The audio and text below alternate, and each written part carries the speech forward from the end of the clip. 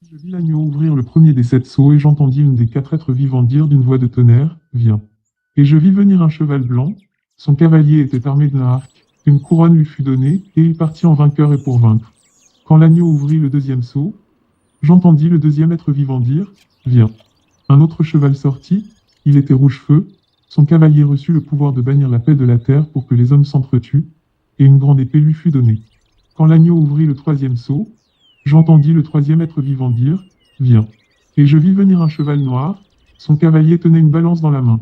Et j'entendis comme une voix venant du milieu des 4 êtres vivants, elle disait, 1 litre de blé au prix d'une journée de travail et 3 litres d'orge pour le même prix, quant à l'huile et au vin, épargne-le.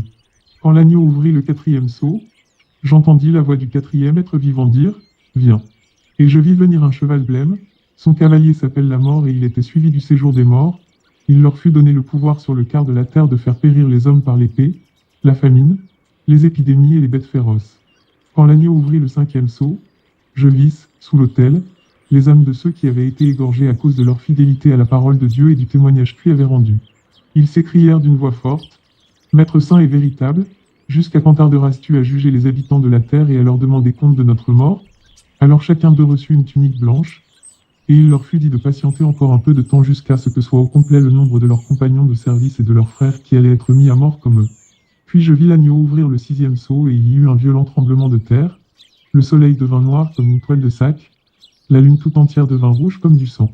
Les étoiles du ciel s'abattirent sur la terre, comme font les fruits verts d'un figuier secoué par un gros coup de vent.